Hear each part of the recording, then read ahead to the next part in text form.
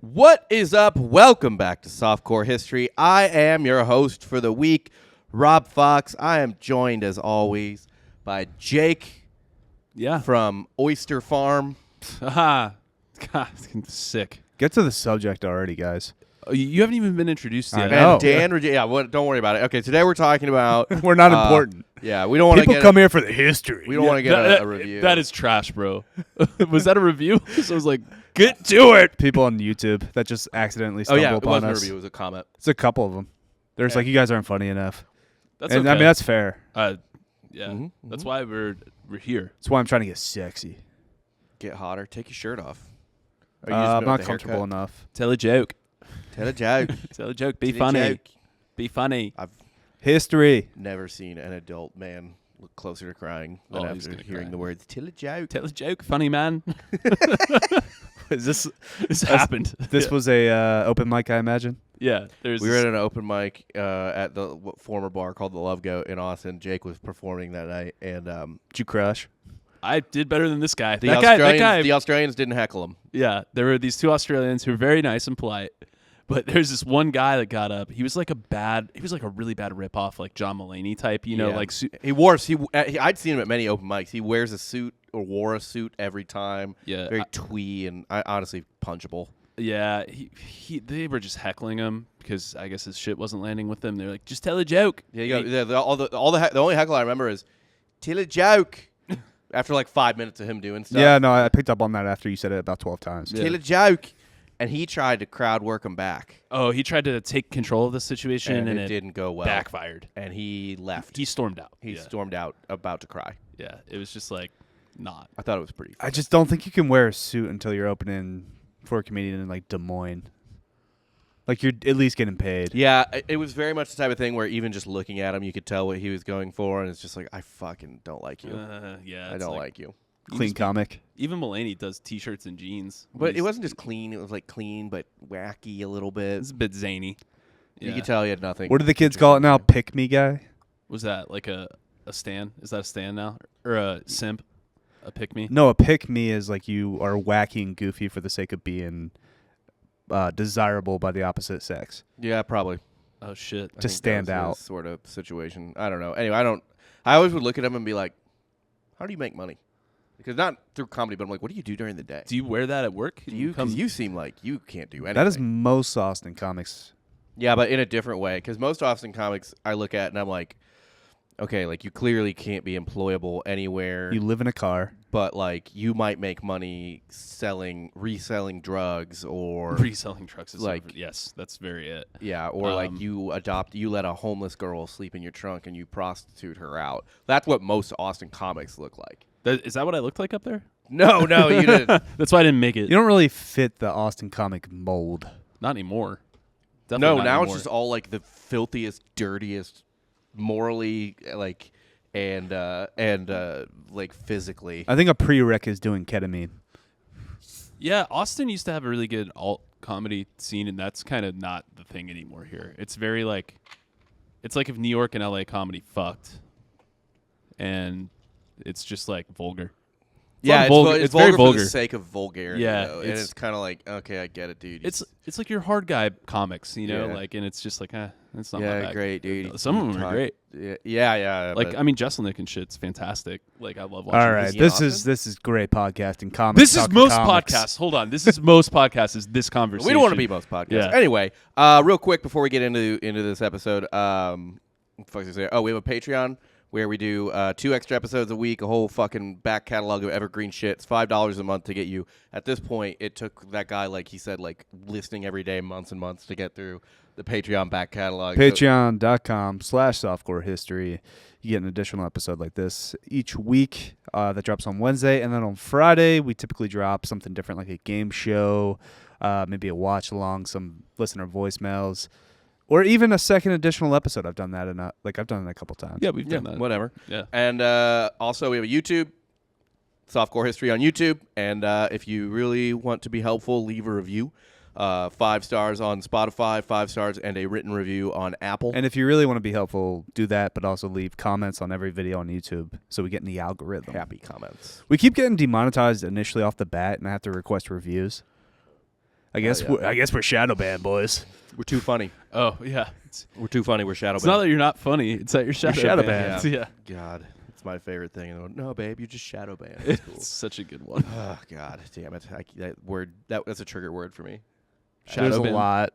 I mean, you get a ketone IQ and I just go bananas. Yeah. Yeah, I can't have one of those again. All right, today though we have, I think, a pretty interesting situation. Instead of talking about something from history, like an event from history, we're going to review someone else's view of history. Oh, what? Um, So, is this an alt history thing or just someone's opinion? or are we talking about like Aristotle or like Pluto? Pluto? No, Pluto the dog. No, dude, Pluto the dog. Oh, yeah. okay. Pluto's got some big ideas, man. There's there's a kind of a Disney character in this. What? Cool. Winnie the Pooh. Oh, You'll understand I'm very quickly. okay. We're talking about China Oh, I know why now. Yeah. yeah. and their view on how countries become, quote, great powers. They have a whole thing on it that Chinese scholars wrote. It's called National Security and the Rise and Fall of Great Powers. This is specifically from the 3rd chapter of it, which kind of is an overview of how, for the last 500 years, so basically the discovery of America, of the Americas to present day, how powers have risen, why they have fallen, what prerequisites you need, who's an outlier, so on and so forth. This is the Chinese. This is a state document. This Okay. is how China views. Is it recent or? Yes, this was published in 2021. Okay. Oh, wow. Okay. Was it like authored by Xi Jinping? It was authored by Chinese. I don't remember if I have. They were who wrote Chinese it. for sure.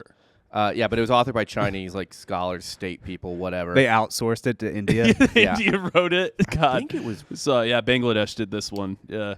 Juan Pang, maybe Juan Pang might have Juan? been the one that written it.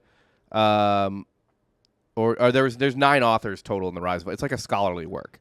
You know what I mean? Like Yeah. it's a big. Well, if it's a state document, it's pretty much a religious document at this point, too. It's not in there. I was reading like a sort of explainer on it, and there's like a upper echelon of that type of shit that I don't know that we have access to, except Probably maybe not. the CIA or whatever. But Yeah. this is more of a public-facing one. But this is what they believe. This is sort of informs how they think. You know how on Drinking Bros, Dan likes to say China thinks in 50-year intervals, 100-year intervals, not every 4 years or whatever. Yeah, That's but why they'll beat us. No, This is- but they can't, like, the thing with that, though, too, is, like, yeah, if you're looking 600 miles ahead of you, like, you can trip on a fucking stick. Like, you're not looking down either. Right. It's, like, And I mean, if you get that like 50,000 foot view, you might get vertigo and fall off the hot air balloon. yeah, I mean, the perfect example is, like, they built that high-speed rail throughout the entire country, right? And it's so far ahead of its time when they built it. And it really is great. And it could lead to many great things as far as transit and things like that way down the road, but it's a fucking cost wagon. I don't know. It's We got a just- pretty sick high speed railway we threw in for California. Yeah, we paid for one, or they paid for one. Yeah. Didn't get built because they have to ask every 20 feet they have to ask like a different Indian if it's okay to build on their like. Oh, I'm sure. No, like there was like some crazy thing where the amount of like extra bureaucratic like sort of. But it just ends, right? Like, Political red isn't it tape. only like 200 feet that they built? And they're like, you know what? We're done. It's bad. I don't even know though. It's a bad situation. There But is a this- train there. I'm It's being just hyper. Yeah. I think I'm being hyperbolic here, but yeah, like 200 feet. Yeah. Yeah, it's small. It's so Rise and Fall instructs in the introduction, quote, "It should become the worldview and the methodology of every cadre in all tasks, and it should also become a required lesson for the people of China, which is on its path from a big nation to a strong nation." So they kind of think like they want to think of everyone kind of pulling in the same. This is how you need to view the world. Okay. And what it informs this view specifically is their view of, at minimum, the last 500 years of history. They do kind of go back in a little more and talk like, and we'll get to it, to cherry pick certain parts of like how China was almost at certain times, but then So from the verbiage, you said going from a big nation to a strong nation is mentioned. So it sounds like they, in their belief, they haven't even hit their stride yet. It's like we are about to. You're not even ready for what I'm about to like do. this is like no, they don't think they've hit the final phase yet. yeah. They basically, but they and we'll get to how they think they can get there. But I also want to see like the kind of nations you don't think of that they're maybe calling for to be the next power. Like Poland's gonna just rise up the ranks. So they lay out a foundation of what they think any nation needs to become a great power. They don't necessarily name other. Well, we'll get to Cowards. That. We'll get to that. Not calling their shot. They mostly look backwards in terms of like how these people succeeded, how these people failed, blah blah blah. Obviously, the United States comes up. I need predictions. I need hot takes, China. All right. Well, we'll get to it. One thing that I think is interesting here, though, in terms of like them, everyone needs to think this way. Xi Jinping seeks to instill widespread awareness, what he calls, quote, calamity consciousness, on the grand historical stakes at play and the otherwise mundane tasks. It's good alliteration. Handled by communist bureaucrats. Yeah. So he wants to be like, no job is small. Like every little thing you. Communism, calamity. What was the third one? Calamity consciousness. Calamity consciousness. No, I don't know if you're catching this or picking it up, but it's very Nick Saban. It's very trust the process. Yeah. Like he's a process guy. Well, that's Sam Hinkie. Yeah, you don't want to trust. You don't want to be the process. Yeah, the process didn't work. Coming from a Philadelphia sports fan, the process has not worked. Yeah. Not great. But that's definitely the way he's going about it. At least you have to with state sponsored shit like that, right? Yeah. It's like, no, every little thing we ask you to do is actually highly important, and we need to embed this into your head so you have like an anxiety about it.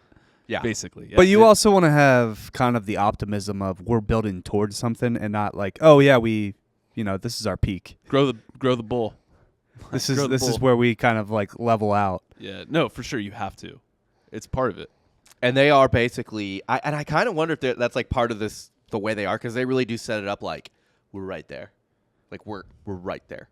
We're just edging amazing, right? Like we're not there yet, but we're getting so fucking close. And they basically think there's only one area where they have not matched the United States. Interestingly, they don't really mention the military at all, except kind of slightly as a subset of technological superiority. Sure. They don't. The military comes up very little in this blueprint for how to be a great power. Why highlight your flaws?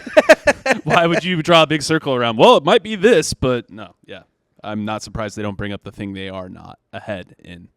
Well, I mean, they do bring up not being ahead in tech. So tech is the one thing they think the U.S. still fucking crushes them on. Tech, and I guess they kind of fold it under tech, but like education. Because the U.S. is, 40 of the top 100 universities in the world, and China has maybe like 2 at most or something like that. Yeah. Honestly, one of them's probably, I don't know off the top of my head, but one of them is probably in Hong Kong, which means they didn't even make it. Yeah, it's British. British founded. Yeah. Yeah.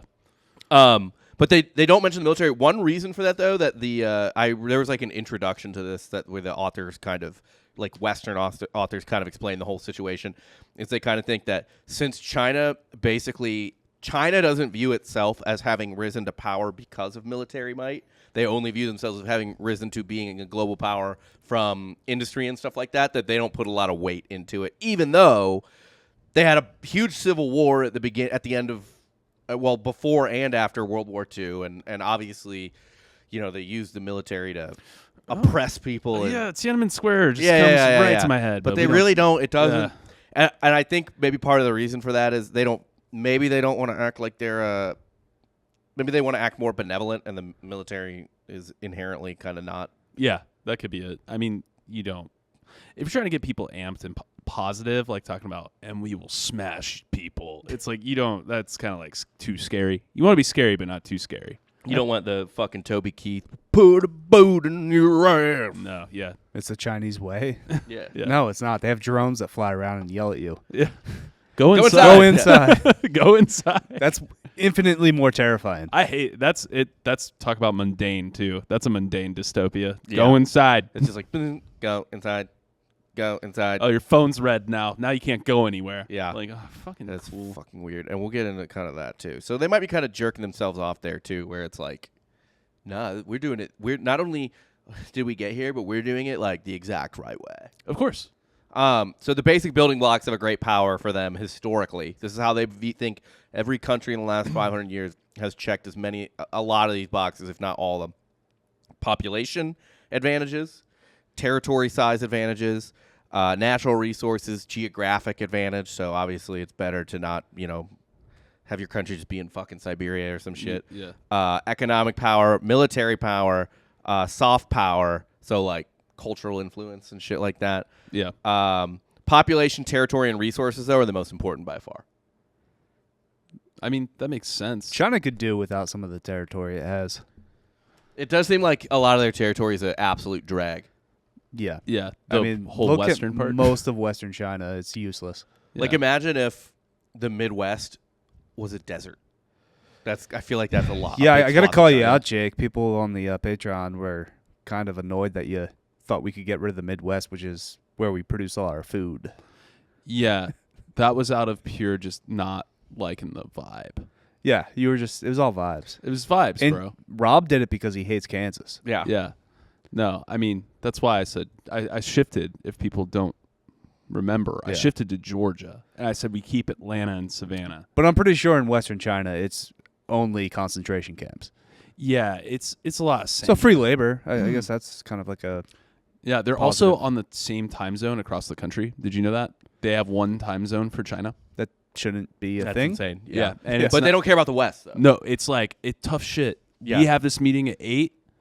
I don't care if it's fucking 4 in the morning for you. It's 8 here. I feel like China's kind of interesting in that, too. Like, so we talked about before, like, the Han are white people Yeah. in China, basically. They're, like, kind of Han supremacists on the low. And, but the Han are, like, the Eastern Yeah. Chinese, essentially. So imagine if, like, it's like black people just lived in the Western United States, and we were like, we don't give a fuck about, because they don't. That's where like the Uyghurs are in West China, all that shit, like all the other ethnic groups that they're not really huge fans of. So they just don't give a fuck about the West. Yeah, we don't have like regional ethnicity. Although we have left Mississippi and Alabama pretty far behind. So maybe, Yeah, I mean, we do have regional ethnicity differences, I guess, but like it's not like we're such a melting pot. It's hard to really say. yeah, you know. yeah. It's I don't Yeah, not very like distinct obviously regional not an expert on the ethnicities, softcore yeah. history, but it's interesting. So according to China, you can't just swing your dick around. You can't just fucking flex, and which is funny because they do the Wolf Warriors, I think it's called that, diplomacy, where they walk in and they're just dicks. Yeah, They like walk into a room and they're like, ha ha ha ha, your office is small and stupid. You Yeah. homosexuals. It's like- this water tastes bad. yeah, it's very condescending. Yeah, on our purpose. coffee is much better. There's actually a flowchart map of like how different countries do businesses, like business deals, and like how meetings go. And Yeah. like looking at China, so you're just like, fuck. Like I don't want to deal with that. Like, there's like a lot of like like Finland. It's like there's a like polite conversation in the middle, and Yeah. then like it just how these Like, things we'll go. break for 5 minutes to talk about. Don't we rent all of our pandas from China? Yes. That's Technically. Yeah. So we own 0 pandas. fine. We should own. If the zero panda's pandas. in your country, you own it. That's Like, true. Come and take it. Yeah, I agree with that. Like If- San Diego Zoo, I mean, you're going to have to fucking storm the gates. yeah. You want that panda back. You know they say if you owe one panda to China, that's your problem if they want it back. But if Yeah. you own 100 pandas, that's China's problem. Yeah. Right. Yeah. Come get them. Yeah. Come and take them. So the first example they have of why you can't just fucking flex and be a fucking asshole and conquer the world, basically. Great Britain, they said, basically kept all of its power by just letting, after World War II, just letting America be number one. And they were basically like, hey, buddy, we're best friends. Yeah. We'll be your number two.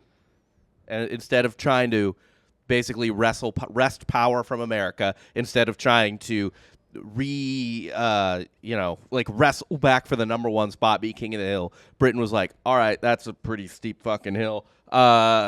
We're just gonna take your sloppy seconds and your scraps, and as long as we're friends with you, we'll pretty much be able to do whatever the fuck we want and hold on to a shit ton of power. Yeah. And they admire that about Great Britain, or they use that as an example of like, you can't, even though they do this Wolf Warrior shit, I guess, which is just funny, to be honest. It'd just be a fun way to negotiate. You're like, your donuts taste like shit. You're just negging people. Yeah, it's negging nonstop. But they say pretty you can't neg on a grand scale, I suppose. Only Yeah. at the bar. Business, it's okay. Yeah. Politics, not so much. And what's fun about all this, how they consider everything, they actually have a sort of sabermetric Really? for how to be a great power. Oh, they're getting into advanced metrics. A wins above replacement. I'm already out. I'm an eye test guy. That's why America keeps winning. Because we just know. We look at it and we're like, yep, That's the move. that's what you should do. There is something to that in American, like, Just a gut feeling. we are a very, like, reactive, gut feeling kind of people. And We don't know what pornography is. No, it's based on But when you see know it, right? when you see it. That's why there are a bunch of Supreme Court justices in the basement having to watch porn and decide like on different things. That happened. Like, Yeah, it's funny. Like they had to like watch something horrible, and then they like get some like softcore stuff, and they're like, I mean, compared to that, this is fucking Fantasia. Can't paint with broad brushes. Yeah, yeah. I That's know true. it when I see it, and if Yeah. I don't see penetration, I believe one of the justices was blind, and so another one had to like tell them what Describe was it. going on the screen as it was happening. it was another justice and not like one of their Yeah. It was just all the justices like watching Like porn a in young a bit. Antonin Scalia didn't have to like tell this justice like 'cause Yeah. he was clerking for whomever, like Thurgood Marshall or something. He's Right, like, yeah, okay, exactly. Dude, just think about it. Like, at one point in our history, the Supreme Court justices were just having a normal boys' night sleepover in Yeah. high school, watching porn in a basement. Can't say I had one of those nights. You've never You watched watch porn porn? with your boys? No. What? Never once. No. You never, like, turned on the Scrambly channel and, like, oh, titty popped out. Your No, friend were who you had- guys like cranking it? No, we weren't cranking it. Like, No. God, dude. Although I mean, one time, Like you go to that corner, I'll go to this corner. No, you go to no. the middle of the watch room. Porn. Although just there was watch it. this one time. Oh yeah, the one time you cranked it with the boys. No. But so we turned on some softcore porno at my buddy John's house because his family had Did your HBO. friend get hard? you gotta edit in smooth jazz right now, or, like, swanky jazz here. And You don't my have other to. buddy, I Imagine actually it. won't name any more names, but my other buddy, he was like talking about how he just like busted last time from watching porn like by himself at his house, watching like but like softcore, like steamy, like steamy nights type of Yeah. situation. And this is like softcore porn, and we were watching it, and he's like, "Oh no!" and he runs to the bathroom because he's claiming he's gonna ejaculate into. Like he's just gonna bust in his pants from watching this. Just- So he gets up and sprints to the bathroom so he can like I guess do it in the toilet or in toilet paper. Not we're like in 8th grade, probably 7th grade, and my other friend, the whole night he's like, I don't believe you did that. I don't believe you. No. I don't believe you hands free came from watching porn. There's no way. And he's like, I swear. And then he gets up and he runs to the bathroom. And my other friend runs sprinting after him because he's like, I need to see. He's like trying to break into the bathroom door. He's like, I want to see you come.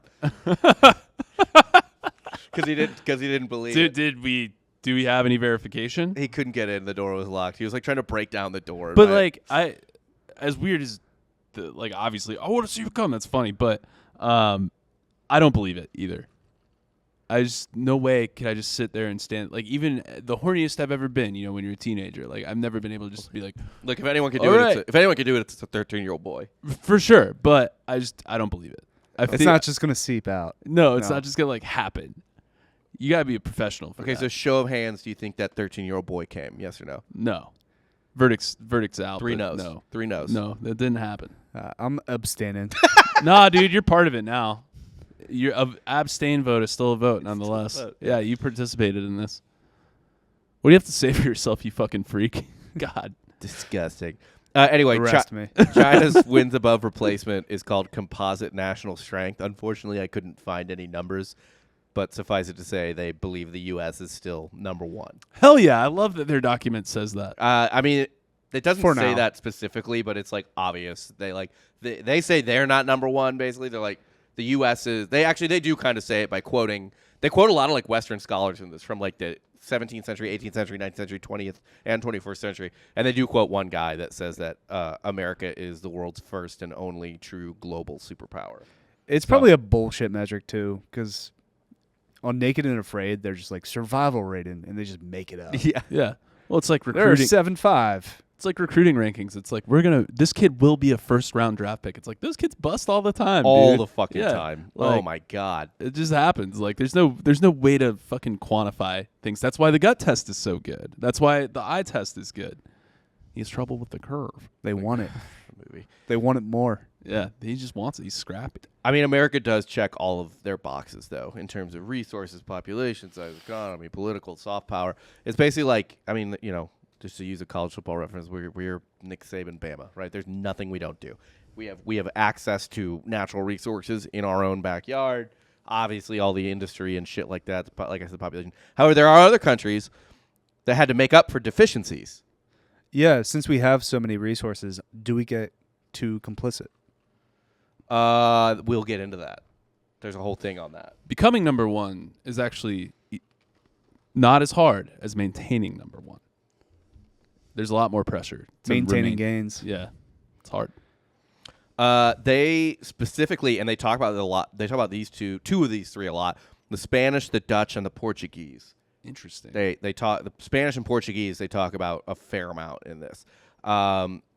I don't know why England wouldn't be lumped in there as well. Although England did always have more population and a more well-functioning government than those, and obviously they were a bigger. The Spanish and Portuguese, once the Industrial Revolution hit, were kind of useless compared to like Northern Europe. But Spain and Portugal in particular, they didn't have fucking anything other than maritime.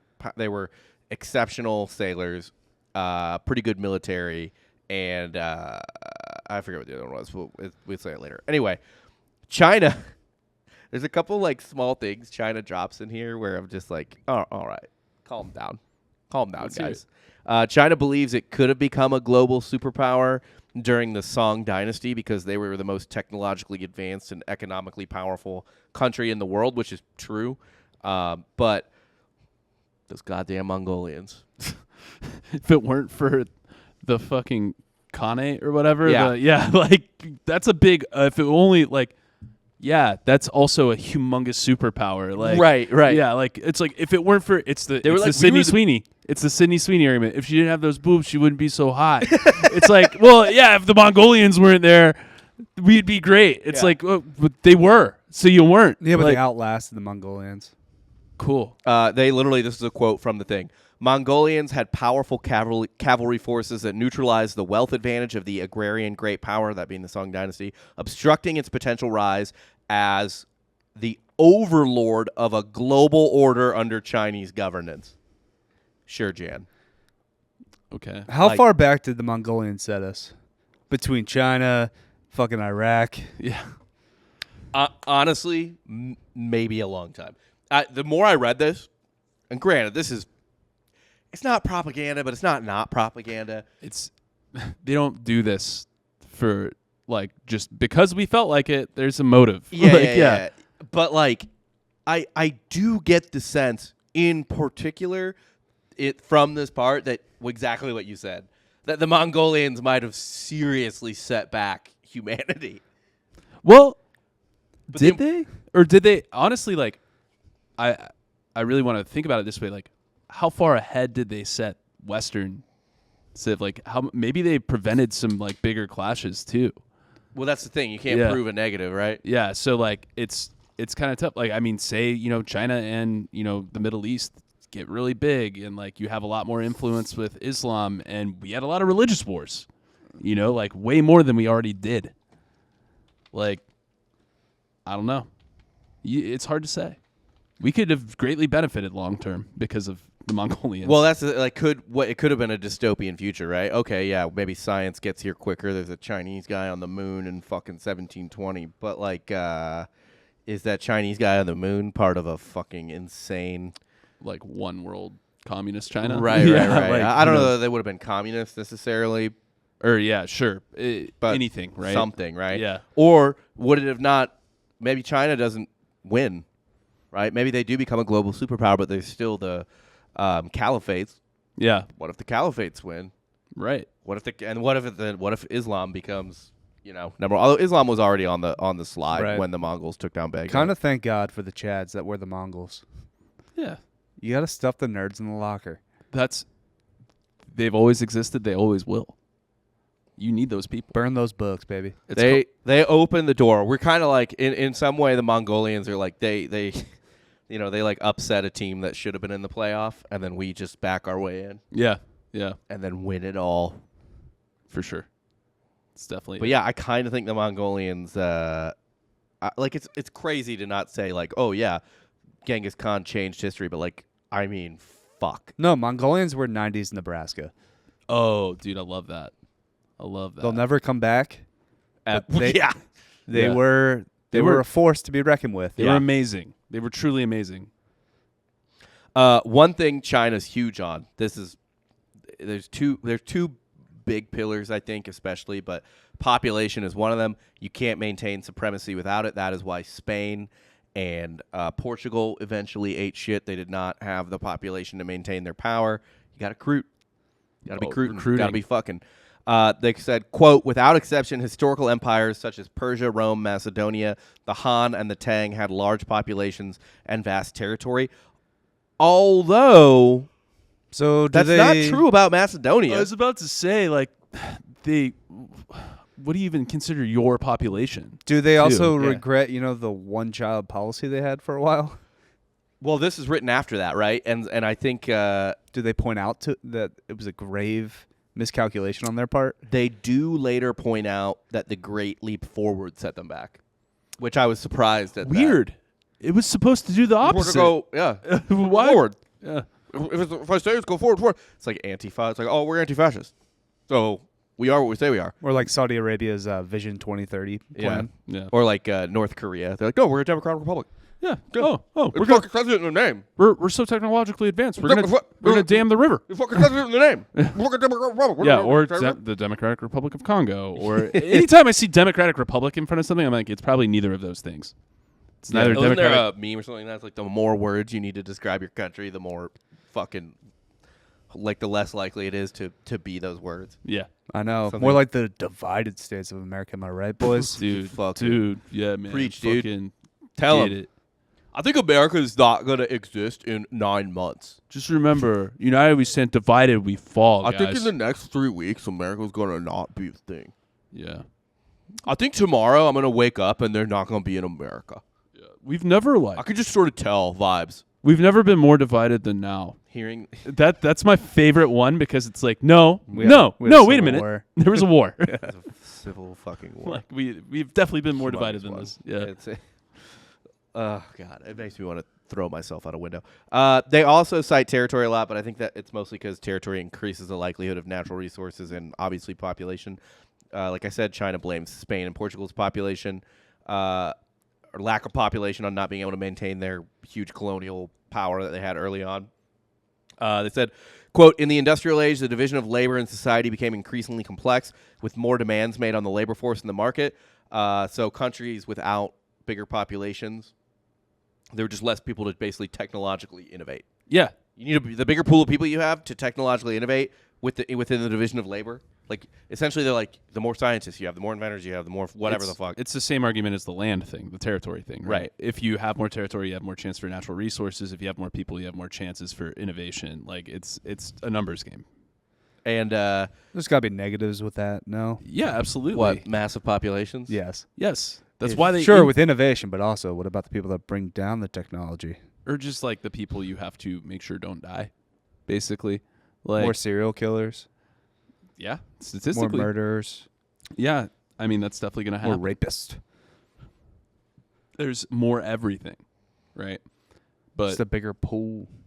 yeah, I mean, but they clearly had a problem with the booming of population if they did institute that policy you're talking about, like because they clearly knew that there was an issue with how many people they had. They weren't ready to feed those people. Yeah, exactly. Apparently. So they would place little girls on the sides of hills. They hate women. That is another thing that's like hilariously manifesting itself now.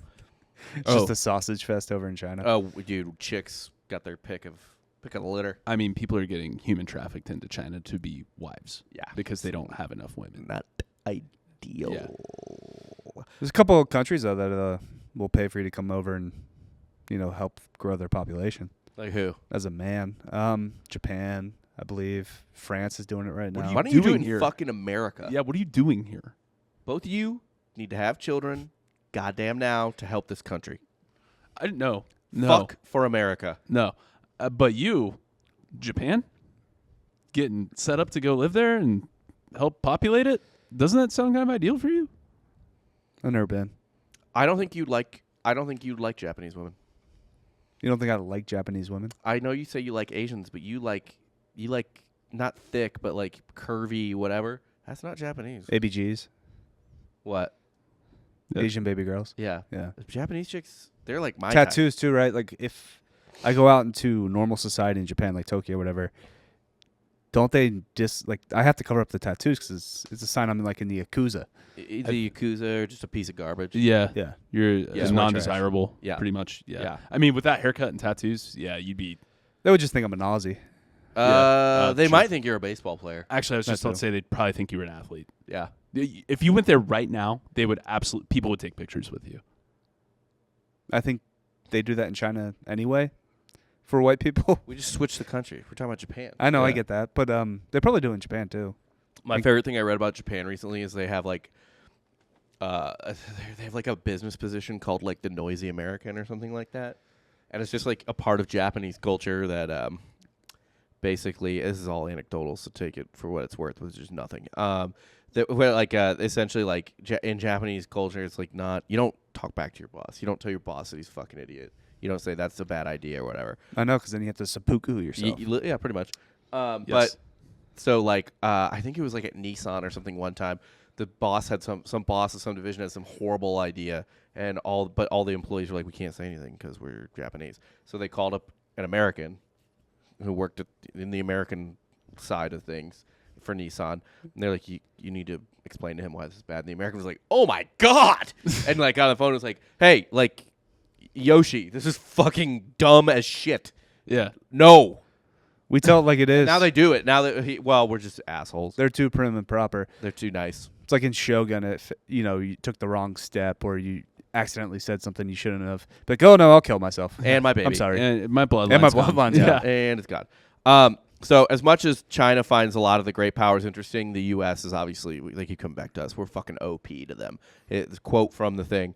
To a certain extent, if we say the industrialization of Britain, Germany, France, and Japan were each driven by a single motor, the eastern, central, and western regions of the United States with their population and land area are equivalent to 2, 3, or more motors. Damn. So any other great country on earth, they're like, yeah, they had one motor strong, like, but the fucking United States was just a fucking 8-cylinder engine. We always have been. We've always been a hot rod. Yeah. Like, yeah. Sick. I love it. What's also interesting, now this is where things get really, I like, on their theory. They believe a rising tide lifts all boats, so to speak, in that a nation, this is where it gets a little creepy, a nation can't really advance if it doesn't have advanced neighbors.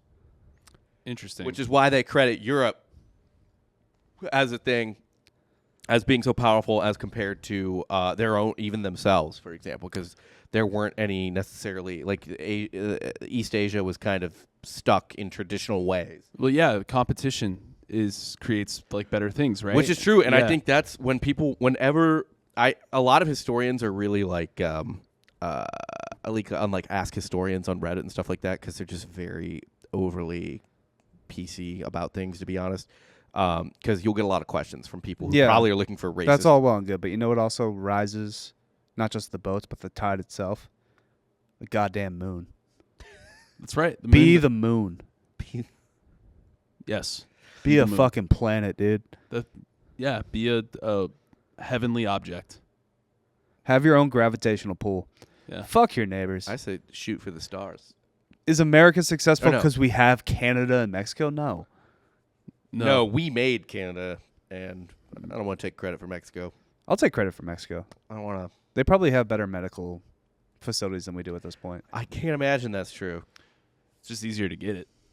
Didn't Joe had a fucking horror story about going to a hospital in Mexico? Yeah, Joe broke his leg or his ankle. He was at a wedding. Yeah. Yeah, in All Mexico. right, maybe not better, but I think they're very, under hyped up. They're If what you're trying to say is you can do experimental shit down there and that's useful because I can go into a there's pharmacy and get HGH. there's no rules. Yeah, there's no rules. It's freer. But that's a two-way street. It's freer. You have more freedom. It's a libertarian's dream, baby. Yeah.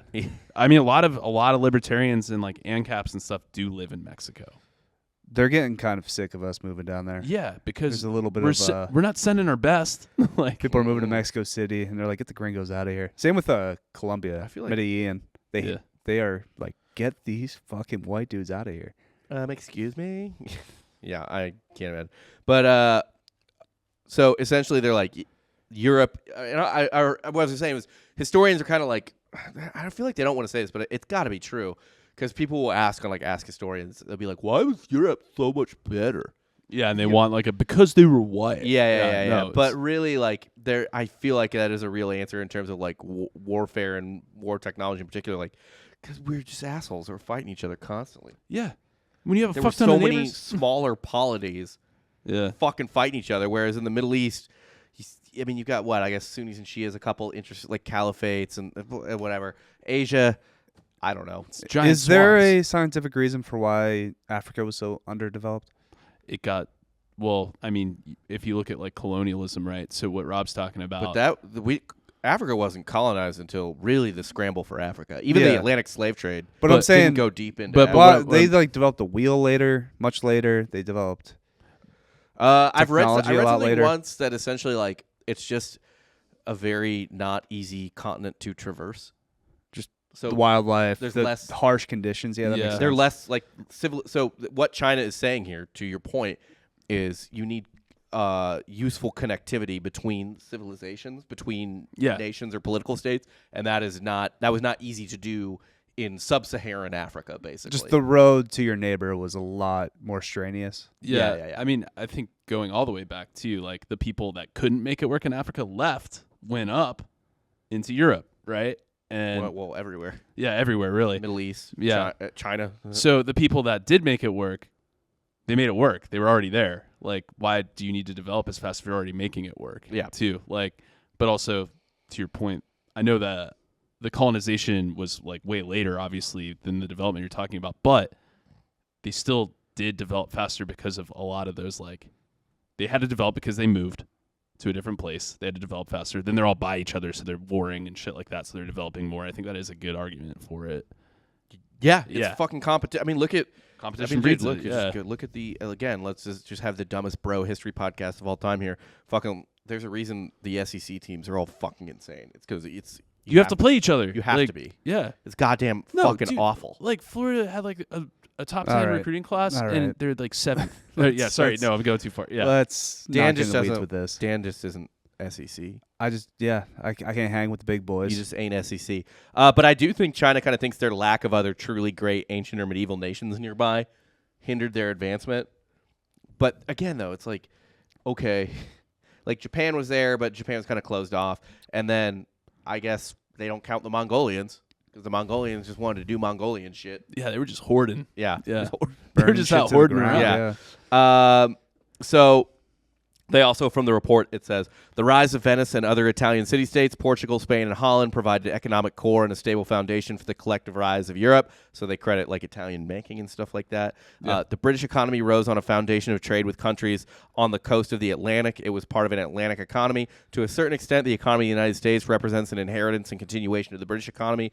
I don't think it's a certain extent. I think that's entirely true. That's factual. Yeah. Totally Europe provided funding, labor, technology, and a market for the United States. That's true. Europe invested a ton of money in the United States, even as they were maybe being antagonistic. If there's money to be made, baby. That creates the need for more robust foreign exchange systems and like even larger global banking systems and structures too. Yeah.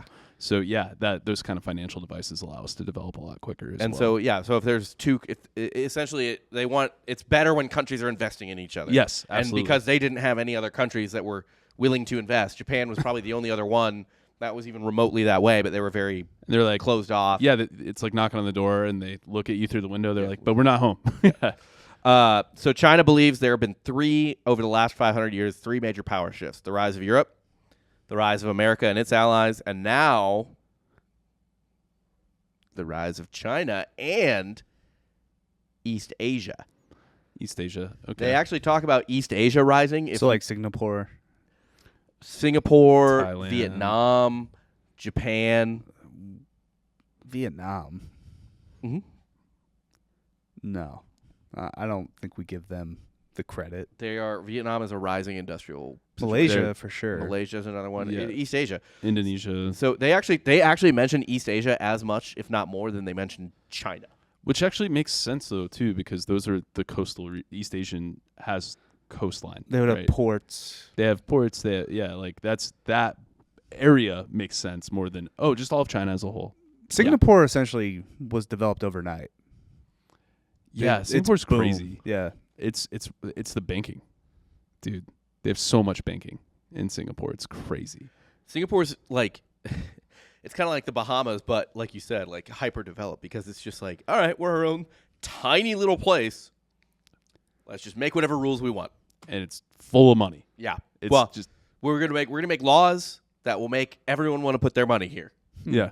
Except also some insane ones. Like you can't vape in anything in Singapore. I'm pretty sure that from what we have heard that they're very strict drug laws and but who knows how realistic that is when you're there. When you're living there, right? According to our good friend Spencer, it's very real. Okay. Very fucking real. But because I asked him, I was like, what do they tell you? Like, what does the U.S. Embassy tell you when you're going to Singapore about like drugs and shit? He's like, they tell you know the rules, dude. Don't fucking do it. Don't mess around. Yeah. It's much cleaner too because they have like a no nonsense littering policy. I'm pretty sure they'll cane you for spitting out gum. They still cane people too. Yeah. They do. They cane an American. Yeah. A while back, like in the 90s. In the 90s. That was I believe Rob Schneider portrayed either the caner or the canee. Probably the caner. He played. Why did that become such an international like incident? Like, yes, just cane him. I know. He's not gonna die. Even if it was me, I would be like, all right, dude, I've spit out the gum. It's your country. Cane me. Whatever. It's like I don't have to stay here. Like, hey, if caning gets me out of a Midnight Express situation, I'm all for it. It's not like the fucking like Otto Warmbier in North Korea. Yeah, he like goes to a prison camp and dies. They made him a vegetable. Yeah, and that we were just like, okay, I guess we didn't that do anything happened. about that. Yeah, that happened. We got him back, like No. full potato. Yeah, we didn't get him back. They were like, oh, we got his shit. body. Yeah, Let's give him back. yeah. Honestly, it would have been smarter if North Korea was just like, we never had him. What are you talking about? Yeah, they should have just been like, he disappeared. Yeah, But also, he tried to escape. We don't know where he is. on Warmbier too, it's like if you're in a country, especially a strict regime, like what are you fucking doing? Let's steal on the sign. Yeah, that's dumb as fuck. Like every Do we know he for sure tried to steal the sign? There's video. Of it. Yeah, that's Okay. I pretty mean, much I what caused believe it. he's dumb enough to have done that. I Like, don't no think question. dumb enough. You're just in college and you're like drunk, That's dumb. and you think it's cool to bring it back. With I would you. not be. You're in under- North Korea. I would be under zero influence of any substance in You're North not. Korea. You're not. Yeah. You're not out in your college town at 3 a.m. thinking it'd be sweet to steal a street sign for like Dick Avenue. You guys are just Monday morning quarterbacking this whole thing. I just I'm would have never sure- been there. Yeah. No shit. Given the right circumstances, you might have been in his same shoes. There's no shoes. There's no circumstance. I'd I'd be like, North Korea, sweet. I mean, I would go if like they were like, "Hey, we promise you won't die, and you're gonna go and you get to be on the tour." I would go. I'd go check it out. I would go if I just like Navy SEALs were surrounding me at all times. If you go with me, you're fine. Yeah, one, I'd bring Dan because he's a hero. I mean, I'd probably have a statue in North Korea at some you point. look like a Navy SEAL. Yeah. So, but yeah, like North Korea though, if I did go, I would certainly be like on my best fucking behavior. That wasn't a compliment, by the way. It's not a compliment. Whatever. I took it as a compliment, so Didn't you say the homeless lady called you a Navy SEAL and you felt flattered? The homeless lady called me a Navy SEAL. Yes. But you felt flattered by that. she then proceeded to like piss in the drive-through at a P. Terry's or She something. did. I saw her vagina. Yeah. She full out let a stream. Hell yeah, that's how you pee. She had to be high on acid. I've never seen someone higher. Maybe I've never- actually, It's acid, probably meth, not bro. acid, not even meth. It was probably she was like huffing. Oh, paint, duster, shit Yeah, like that. That was the highest person I've ever seen in my life. duster. And she hugged. I've never been more scared if someone touched me too. She hugged me, and I was just like, obviously she can't like fuck me up or anything, because she weighs clearly 100 pounds. But I am very afraid I'm about to get like a needle to the thigh. Just get fucking jabbed. Yeah. Right? Like, you Yeah. want in? You want in on this? And that's how Rob got hepatitis. Yeah. Pretty much, yeah. The next is an actual subhead for the chapter, and it reads like something you'd hear in a Jordan Peterson lecture for incels. Okay, can't wait. Craft a high-quality friend circle. Yeah. Yeah.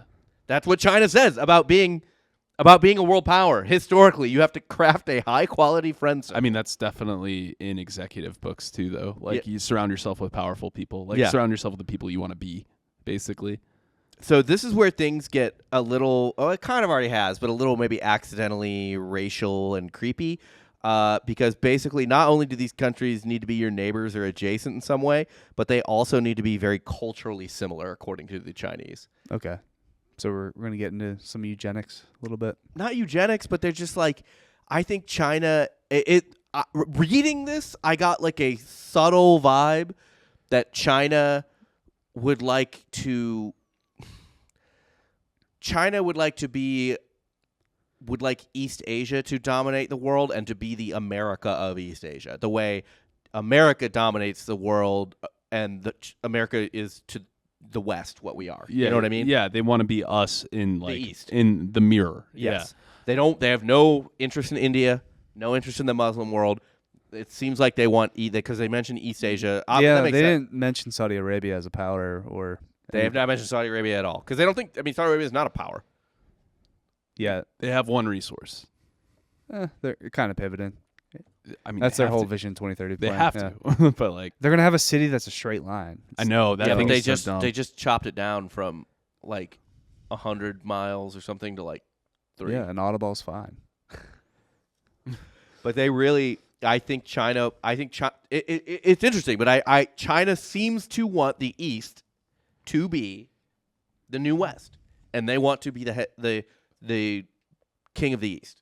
Oh, They want all the Eastern They need the other Eastern countries to rise. They don't think they can rise without the other Eastern countries being able to send them money and being able to send them goods, so on and so forth. It's a pivot, I think, to more regional. It's interesting though too because like for so long China was like fuck all of y'all. Like you know who Vietnam went to war with after America? Was it China? China invaded Vietnam right after we left. People don't know that. Yeah. Got to get your chunk. Yeah. And then Vietnam, as we talked about on my last main episode, invaded Cambodia. Yeah, man. It's just like Vietnam was at war for like 40 years. I don't understand how anyone's alive there. That should just be an empty country. Yeah, that's why I kind of question them calling it the next up and coming power. I think it's just all East Asia, but Vietnam is one of the most region. populous countries in East Asia. Sure. They are. What do you mean sure? No, I'm saying yes, but like that doesn't matter to me because I can't tell you one innovation or like major metropolitan city in Vietnam that's worth. Ho Chi Minh City. Yeah, Ho Chi Minh City is huge. Okay, what's in it? A bunch of people. A lot of people and People's the number one resource. We're gonna get into that too. There's a lot of industry there, but it would take a tremendous amount of effort and investment from China into those places in order to get what they want. They kind of don't think so. Really? They kind of just think if they get richer, then the other cities will get richer, and then they just need to trade a lot with them. Okay. I mean, but trading is investment. Yeah. They trade with us a lot. They also blame the lack of cultural similarities on why the Muslim world didn't industrialize. Interesting. Because they're always at war with each other, like Sunni, Shiite. No, well, because Anglo they're different than from the West. Yeah. So this is from the thing. It was because of large differences between their cultural and political systems that the, quote, wildfire of European industrialization abruptly died at the asbestos edge of the Muslim sphere. The asbestos edge. That was taken from another work that was describing that, but they cited it in it. That's interesting. Yeah. But why did Japan become so successful, even though they're not culturally similar to the West? This is again where it gets kind of racially creepy. They were, quote, I don't know, like I almost want to say like traitors to the East is what they kind of think. They called them like Uncle Toms. Kind of. Yeah. So that was like the 70s and 80s. What? When Japan really like kind of took off. Yeah, economically, yeah. So I mean, they were doing pretty well for a while, like after World War II. But then, yeah, the 80s and 70s and 90s skyrocketed. And that kind of came. That's when the classic Japanese businessman trope came about. Yeah. Oh, for sure. Working like 19 hours a day. Yeah. It's just like drinking, falling asleep outside, going back to throwing work. themselves off like the 30th story. Yeah. Yeah. It's because you're doing shit that doesn't matter. But you have to do it with the will and intent of a fucking warrior, you know? Like, that's just there's a cognitive dissonance you can't get over at a certain point. So one thing China is also super hung up on is manufacturing. Oh, but about Japan, they go, Japan has submitted to Western civilization. I mean, So they were just like, Japan's a bitch. It's their oldest enemy, so I understand. They're going to take shots. Yeah, yeah. They don't might like, as well fire them off. But yeah. but the crazy thing is though, they East Asia can't be successful without Japan. Oh, it has to happen that So way. China, one thing I kind of gathered is, you know how we've joked about before, it's like, man, if there was ever a World War III that China started, they would invade Japan and they would do horrible things to Japan. But now from this, I kind of get the vibe that A, they're not that interested in warfare, and B, they need Japan, and they mostly want to turn Japan to their side, if anything. It'd be like World War II, us and Russia, Yeah, and just like a handshake agreement. yeah, Yeah. And then once it's over, then we'll go at it. if need be, yeah, for hegemonic power of the Yeah. region type of situation. I mean, I think the only thing China's interested in territory-wise now, new territory, is Taiwan. And That's- only out of like pride. It's a the pride thing is, thing. though, if they try to do that, It's going to just be bad for they'll get them. fucking clowned. Yeah, Yeah. it's not good. But they're all China. The one thing more I've talked about population, talked about territory. The one thing they believe now that is more important than anything that you have to keep up no matter what Is people? manufacturing. Oh. They don't care much about having a quote post-industrial economy, from what I can tell. They want to be able to build things. They essentially believe that you cannot have technological innovation without manufacturing. They're almost 30% of the world's manufacturing output. Yeah, that makes sense. The U.S. is still second, but we are like 16%. Yeah. No, they make a lot of shit. Yeah. I mean, if you lumped all of East Asia together for manufacturing too, I got to think it's a ridiculous number. Yeah, TikTok's just a marketing ploy for drop shipping. Pretty much. I mean, dude, kind of. Or what if TikTok is actually just a way to get more Americans to not want to work in factories? You could be famous on TikTok. Famous on TikTok, but then you can also drop ship, which requires you to do literally nothing. You're a middleman. But Yeah. all of those products are coming from like Alibaba. Yeah. It's 1,000% true. Like, that's so many businesses are just drop shipping. Which, Businesses did now. they ever find that guy? Alibaba guy? I don't know. The founder of Alibaba? Oh, yeah. But he's different now. Okay. He got a talking to? Yeah. That's fun. He got caned. He'd be lucky. If Is he he got a different guy? Did they just replace him? Just like the West won't notice. kicked. Yeah. they Probably won't know. not. We honestly, no, we wouldn't know. So You say so. China You say breaks. it's him. China also breaks down the way you're supposed to develop manufacturing, and if you don't do it right, you will fuck up your country. They actually go in on the Soviet Union for this. You're basically supposed to be agrarian, then you do light industry like textiles and shit, and then that makes money, and then you can go into heavy industry. If you try to skip the light industry part, you're gonna fuck shit up. It's an interesting line of logic It coming sets from you back. communists trying to force the communist revolution to happen and not let it just naturally occur. Well, But- I mean, here's what they say. I told you they critique the Great Leap Forward. This is from the thing. In the 1950s, the process of industrialization was delayed by the arrival of the Great Leap Forward, which destroyed China's agricultural foundation. So they're like, you got to build a pyramid. Yeah. You got to fucking lay the first base, the fucking second base. China is a multi-level marketing scheme. Yes. Yeah. I kind of get that vibe, to be honest. With this document, yeah. Yeah. Here's my other favorite part. So we know how China obviously steals tech all the time, right? Yeah. Like China, that's like their main thing that America really hates. them They, for is- I mean, show it in Silicon Valley, the TV show, where he just makes new Pied Piper, new Facebook, Yeah. new TikTok, or whatever. It's just, Yeah. just China's version of whatever. yeah. Yeah. It's pretty rip it. accurate. So China, this is one of the things where I'm like, this might be a little bit of propaganda. This is one of the parts I read where I was like, you guys are really justifying some stuff here. Welcome to the party, pal. Yeah. Yeah. The Chinese party. They essentially say after you get your factory base going, your industrialization, that's when you start building your tech. You cannot build tech without industry because industry leads to innovation, leads you to figuring out more shit to build. It's division of labor, money leads to education, blah, blah, blah. Builds all this stuff. But you need industrialization. That's got to be there. So they said specifically, first you copy and assimilate. Okay. Copy being an interesting word choice. Not steal. Copy. And then they give a couple examples. These are both from the document. Drawing on the capital, expertise, and equipment of early developing countries is the main way late developing countries, which China believes it is, can rapidly close the technology gap. In 1789, when Britain's Samuel Slater went to the United States and built from memory his own version of Richard Arkwright's spinning jenny, his machine kicked off the beginning of the modern American industrialization. So what are they saying right there? They're saying they created the cotton gin before the cotton gin. I forget spinning. What is a spinning jenny, real quick? But essentially, what they're saying is, America would not have it's a hand powered. It's for textile development, essentially. Yeah, textile manufacturing. But and like they say, textile manufacturing is the first industrial thing, and then you build up later in industries. I don't think they're wrong on this. Actually, I know what they're saying. They're saying we did it. Yes. Yeah, they're saying we did the same thing. You did that to them. We have every right to do that to you. And they're right. They do have. There is no one saying you can't. Like, even if it's a law, like, there's no international, like, you can't do that. Like, you can get taken to court and shit, but at the end of the day, they're like, what court? Yeah, right? Like, it's a patent court. There is an international patent treaty.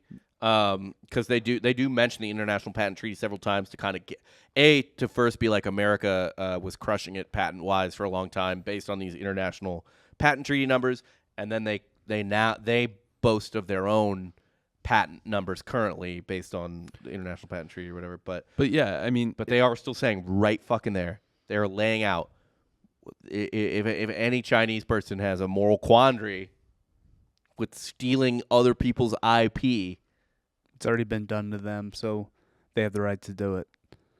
Well, yeah, and other people have done it in the past to get ahead. Oh, well, they mentioned that too. I'll read that real quick. But after the Second World War, Japan imported technology from Britain and America. They would sometimes go as far as to dismantle Western products in order to reverse engineer the designs. In the manufacture of some products like automobiles, optical equipment, and precision instruments and precision machine tools, Japan's style of imitation led to great success. Same with Korea. Like Korea, Japan, I mean, one and the same with, Nokia, just the cars they make too. Mm-hmm. The cameras. Cameras is a big one. Hyundai. Yeah. But yeah, it's this kind of thing too is also the thing that I find hilarious about like people like China really needs to limit its emissions. It's like, bro, you're telling a country or any developing nation, if we're categorizing, is that you're going to tell any developing nation, it's like, hey, wait, how did you guys get so powerful? You didn't give a fuck about emissions and you just made shit all the time? Oh. That's what we're going to do. The amount of, I think, African nations in particular that are like, bitch, you got rich off of coal. Yeah. And now you're telling us we can't burn it? Yeah. That's how we got to build shit. People actually have a hard time morally with this because there is an inequity in the emissions regulations. It's like, oh, well, now we're not going to do that anymore because it's a ladder pulling up, basically. Yeah. No, literally. It is a literal ladder pull. It's a ladder pull disguised as there's definitely merits to being cautious about emissions and things like that. Of course, there's pollution issues, but it's a giant ladder pull. Dude, even if you don't want to say anything about global warming, it's just bad for people's health to fucking pump smoke into. Yeah, no, it is. There's negative consequences, of course. Go look at pictures of China in 2008. Yeah, there's fucking smog and shit. Holy fuck! But it is an economic ladder pull. Yes, it's a way to cement certain people in top positions. So honestly, to maintain our power, we need to really pivot to green energy. And we should push for it. We should make everyone and make everyone else do it. Yeah, we're kind of setting the market. It's just to self-preserve. There's positives and negatives to everything. They do admit though that you can't just you can't just copy forever. Eventually, you have to become the dude. You have to create something. Yeah, you have to become the dude, and then they start jerking off their patent numbers and stuff like that. But just because now here is where it gets really interesting, and I think here's where they think America's weakness is. They say just because you become the tech leader does not mean you should abandon manufacturing, because you will not have. Eventually, you will run out of tech innovation if you lose manufacturing. And shifting away from manufacturing, the Chinese believe will fuck your tech innovation. This is what Wen Yi, a professor at a Chinese university, said. So long as a nation steps out onto the road of industrial revolution and becomes the factory of the world, it has the possibility of becoming the world leader in technological innovation. But if an industrialized nation abandons its manufacturing industry, it'll become likely by degrees lose its tech advantage and capacity for innovation. China's like, we need our own Rust Belt. I don't necessarily disagree with them on that either. Like, I think, like, in a common sense way, like, we're in our modern economy, we're a service economy now. We're not, yeah. and not that that's bad or anything, but I mean, look at all the jobs of people we know. It's like everyone's in like marketing, or they're doing like consulting services, or like can't do anything real. Working at a hedge fund. like what are the creating innovations? wealth. What are all the software Wealth, innovations? creating wealth. Yeah. There's really nothing behind it. Yeah, but also software innovations, like all the software shit you see is like, oh, this is a new data analytics thing, or it's all about like measuring these services that are being provided, Right. and quantifying. Not And, making anything. yeah, like it's And a lot of those software companies are not American companies. no, and it's just like, okay, what are we? Obviously, we still are innovating and stuff too, but I see the point of like you need more of it to up the ante and get like your numbers covered, Yeah. basically. And now here is another fun little factoid the Chinese came to the conclusion of. Freedom is a first world luxury. You can't really worry about like freedom when you're trying to build a country. Yeah, freedom's not free. It's not. It costs money. And when you don't got that money, there's no time to be free. This is something they actually lay out like very specifically in terms of why there's no reason for them to be that democratic yet. They say, Yeah, they have a bunch of slaves. yeah, A bunch of slaves. Whether it's still in China or, I mean, when they're Africa. They're not just dipping a toe. They're fully diving into that. Yeah. so this is a quote. This is a quote from the fucking report. Since the 1980s, the ideas of neoliberalism and the Washington Consensus have been widely disseminated, and developed countries demanded that developing nations adopt what are termed, quote, good policies and, quote, good institutions in the interests of economic development. So essentially, we're not going to trade with you unless you're free, unless you're nice to your population. But in actual practice, these sorts of policies and institutions can only be the result of industrialization. Literally, they're like, historically, you can't be free until you're industrialized. It's an interesting thought because, I mean, there's a really awkward argument in there of like, oh, now America says we can't have slaves because they can't have slaves. Like, Right. or, right? They say, for late developing countries in the process of rising as a great power, a stable government and good social order play a larger role in the process of industrialization than Western-style democracy. So, essentially, stable government, Mm-hmm. Chinese Communist Party, one party makes all the decisions, and creepy as you can be, good social order. One party, one China. Yeah. Yeah. And everyone needs to have a credit score, a social credit score. You think you can just build World Cup stadiums with, concrete and steel? No, you need bones. Lots. It helps it set. Yes. Yeah. Bone is a good concrete, actually. Bone and water. It's a good foundation. Ground bone. Great Yeah. aggregate. Yeah. They quote a Indian government official as sort of a way, because they always talk about China and India kind of being competitors because they both have so many fucking people. Yeah. They quote a senior Indian government official that said, "We have to do many things that are politically popular but foolish. They depress our long-term economic potential, but politicians need votes in the short term. China can take the long view, and while it doesn't do everything right, it makes many decisions that are smart and far-sighted." So obviously that's a self-serving quote. Patting but themselves on the back. yeah. We're pretty good at this. Hey. No, everyone agrees. We're doing it. We're doing it, guys. Yeah. They also say that America, in particular, along with manufacturing, our biggest strength has been population, of course, but specifically immigration. Immigration was like, doing PCP before a fight. Like it's Popeye eating spinach, right? It's fucking a guy who was already formidable getting just an absolute steroid shot. Makes you wonder who's actually pushing for the wall then. Is it China? So this is what they put in the report. Could be Russia.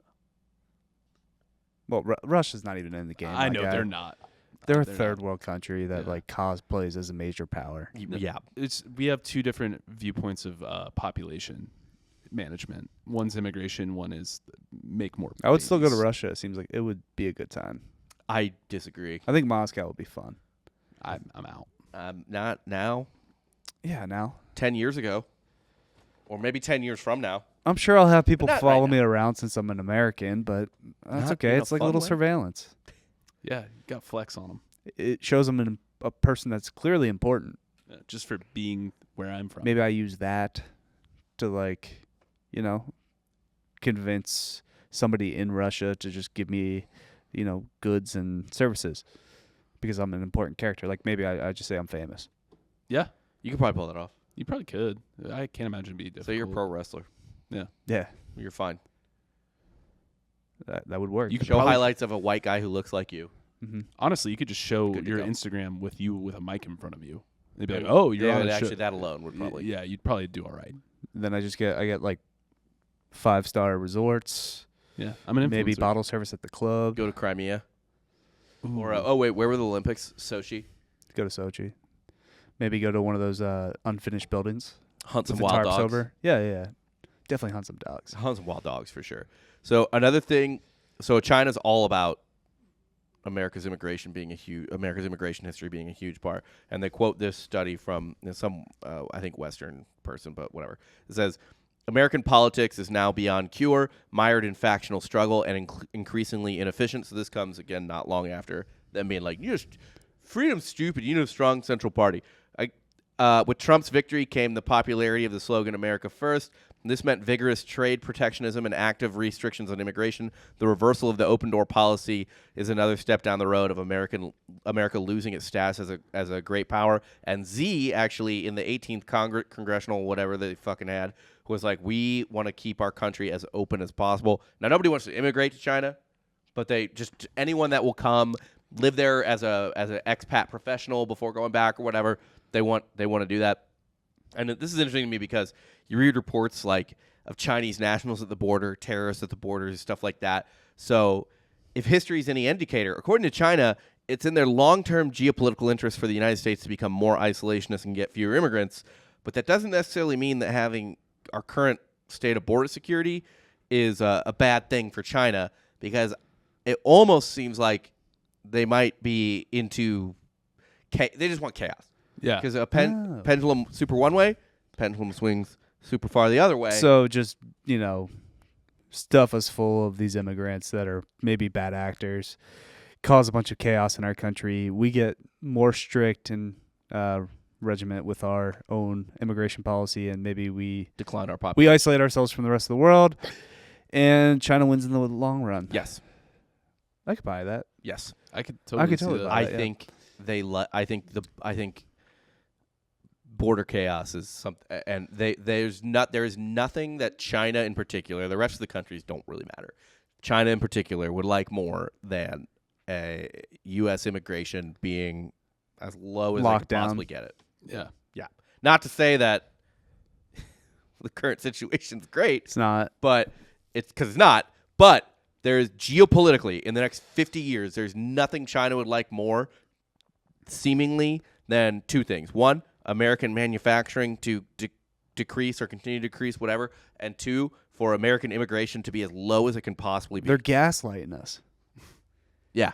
into immigrants being bad. That is what is in the report. That is in they think that the United States losing immigration will be will hurt us, essentially. I think there's something interesting too of like it's hard for someone to do it the right way, but it's easier for someone to do it the wrong way with our immigration too. Oh yeah. Like because it's like we turn away like very qualified people. Joel's all the wife. time. Yeah, and it's like A woman that's married to an American citizen yeah. that has Yeah, that whole green card marriage thing is a myth. has Like a job. fucking myth. Yeah. She can't get here. It's been a year and a half. She still can't She really. is a blonde-haired, blue-eyed European woman. Yeah. It's like it's Thin. as If nothing. that helps. Yeah, I mean, like we could be letting in a lot of really great candidates, but our strictness on it.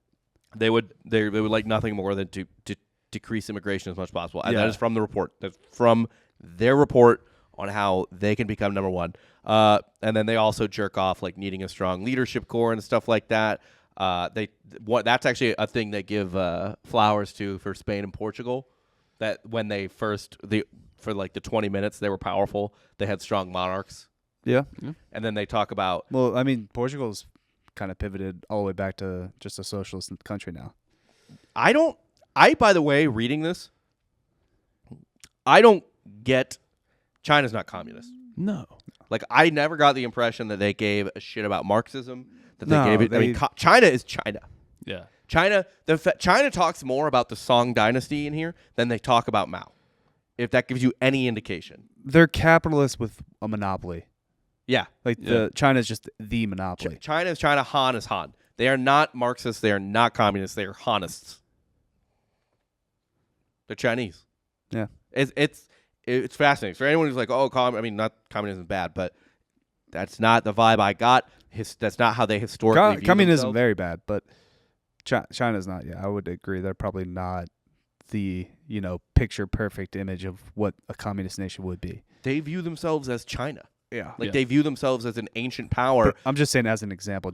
You should just throw China out of that. I mean, every communist country really, though, too. Like, Well, I mean, now, China, I think, views itself the way that Putin views Russia, right? Like, Putin's a czarist. Yes, absolutely. Would it be more accurate if it's just totalitarian? Yeah, Yeah, they're just totalitarian. They're just Yeah. like vanilla totalitarian, It's like whatever. It's like fun fascism. Yeah. Yeah. But like it is fascinating to be like, because they talk more about like how they were dope as the Song Dynasty and how the Mongolians fucked up their shot to rule the world. Yeah. Like that is mentioned. The only time Mao is mentioned is how the Great Leap Forward was bad. Could have made it to the big leagues if I didn't blow out my ACL. Could have been a contender. Like literally. Yeah. And they mentioned the Great Leap Forward being bad, but the one thing they did say nice about Mao was that he was a strong central leader. He kind of just got things Made a back lot together. of mistakes. But they don't care. They never talk about Marx or communism. They only talk about how, well, at least Mao just like centralized things and got us back to being powerful. We don't care. They don't care how they do it. Right. They don't care if they hit home runs. They don't care if they have to bunt dudes in. Same thing with the Taiping Rebellion, where it's like the cause wasn't really behind him. It was just one party, one movement that could overthrow what they thought was an inefficient government. Yeah, exactly. And they list a couple other Western leaders who they admire. Queen Elizabeth the First in Britain, so the one that defeated the Spanish Armada, blah, blah. Louis XIV of France. Yep. They talk about Bismarck in Germany being the Iron Chancellor, Peter I in Russia making a modernization move back in the day. And then they mention several Americans. George Washington, of course, Thomas Jefferson, Lincoln, and then FDR was the last one that they mentioned. Weird they would mention Jefferson. I'll read the quote because I forgot what it was. If he was big on isolationism, wasn't he? Not necessarily. Here, I'll just read what they say. Thomas Jefferson, the founder of the Democratic Party, drafted the Declaration of Independence, and through diplomatic and other methods, nearly doubled the territory of the United States. So they think the Louisiana Purchase, because again, they're big on territory. Yeah. So Louisiana Purchase, honestly, Louisiana Purchase is probably one of the 5 most important things that's happened in U.S. history. Yeah, I mean, Manifest Destiny as a whole is like, whether or not you like the words, it's a great policy because it got us to where we are. Like, They also talk about how, and this is interesting as well. This historical. Let me know if you hear anything that sounds familiar. They give a historical anecdote here. They do not provide modern context to it, but it's a historical anecdote that I found eyebrow raising. Okay. So I'm a quote from the thing. Historically, countries without a strong leadership core often fall into the, quote, Bismarck trap. After the Franco-Prussian War, Bismarck, attempting to isolate and weaken France, advocated France adopt a multi-party republican system, believing that an unstable republican system would turn France into an unstable volcano. Between 1875 and 1940, France was ruled by 102 separate administrations, lasting an average of 5 months, with 2 lasting a single day. The Soviet Union collapsed for a complex set of reasons, but one of the most important was the loss of authority by the ruling party. So More so on the Franco-Prussian side, It sounds like, boy, they would love to see a certain superpower Get fractionalized. Yeah. Discord. Yeah. Helps. Yeah. Who's No. buying these tents? It's like someone did the thing where it's like if you Google shitty tent on Amazon, it's the first one that pops up. It's the cheapest. Like the tents that I everyone's know. seeing. It's like How do they afford these? It's $20. it's a $20 It's a tent. $20 tent. Yeah. I said that on one of the shows. Yeah, for but the there's main. definitely some money coming from like Qatar or China. I'm down with that.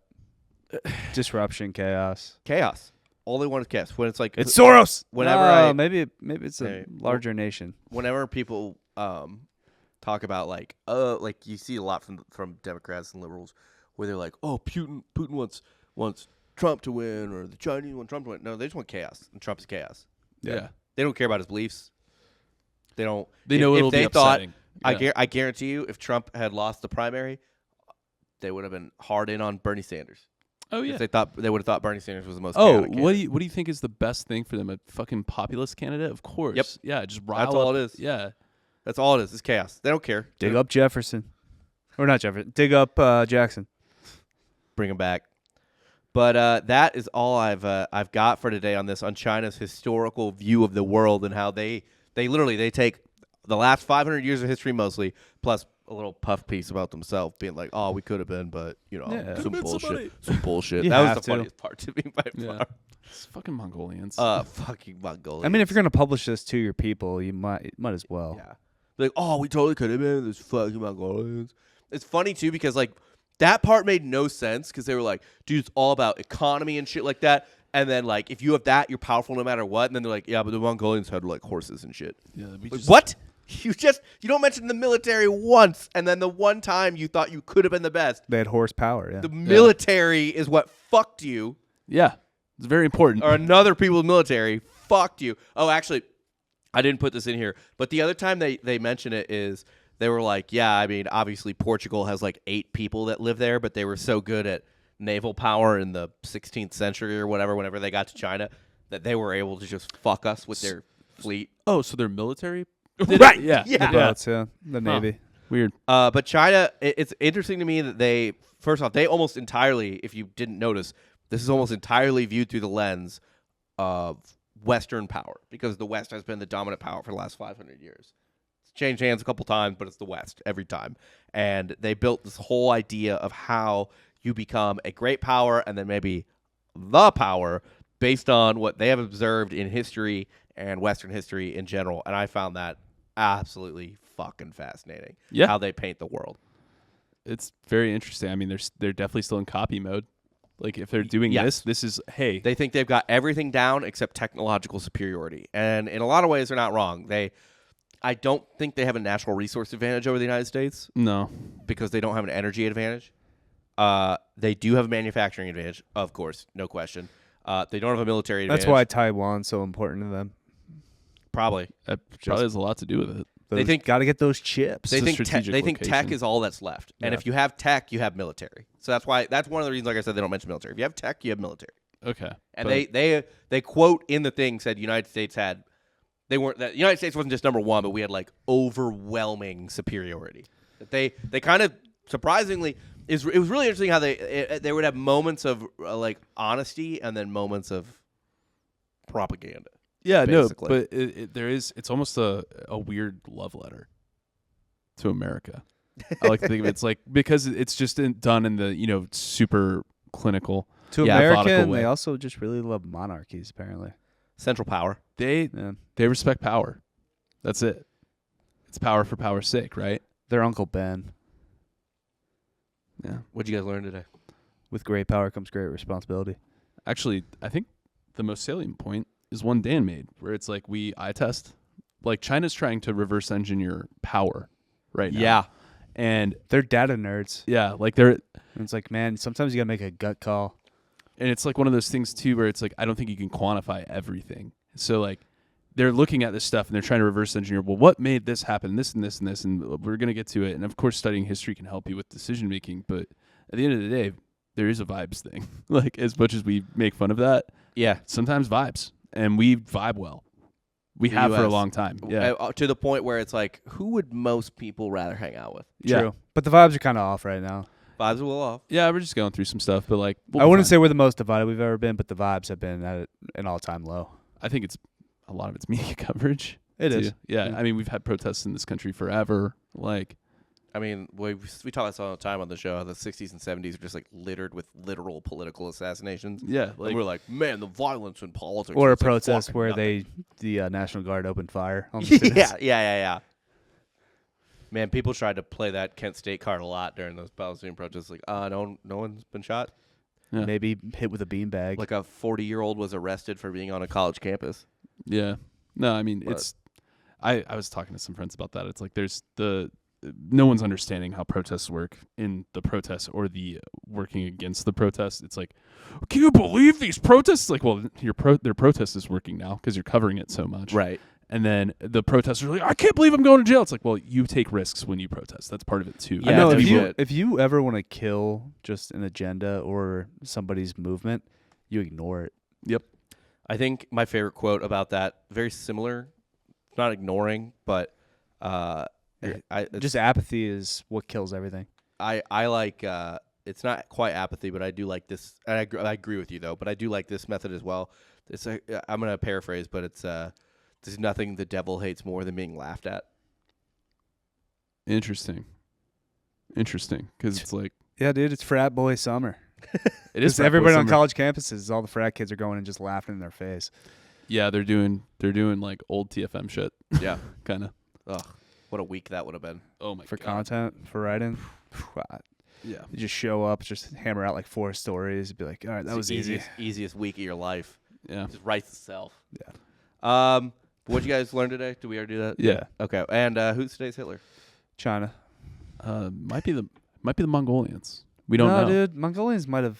Yeah, we haven't figured that out yet. We haven't flushed that out whether they were positive, a net positive. We might need to do a Patreon episode. Remember how we talked about how we were going to do like trials or like debates? Yeah, we'll Yeah. put Genghis on trial. Like Mongolians, good or bad? Yeah. Good for history or bad for history? We have to like kind of develop and go there. Yeah. The scenarios. do we develop nukes way before? Is the planet flattened? Yeah. Did they essentially nuke the planet without nukes and then cause us to fight with sticks and stones? I mean, there's a very real like situation where a historical situation where we could develop nukes before we developed the sort of like I guess empathy for human life that we currently have. yeah. Yeah. That we even had in the 40s. then we're which was Borg. amazing, but Yeah.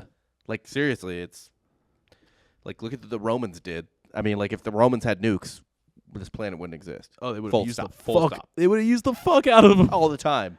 Like shit. Really? It just vaporizes the place? Done. Yeah. Send 2. Well, that's all I got. Thank you guys so much for listening. Again, patreon.com/softcore history for a bunch of episodes like this. Evergreen content out the ass. It is a discount. $5 a month for the amount of content on there is insane. And like I said, get it's a better ever- deal. What? Said you won't get a better deal, You and you can won't. actually sign up for the air and you save $6. Yes. Look at that. So yeah, for Jake Goldman and Dan Regester, I'm Ron Fox. You just got saw served.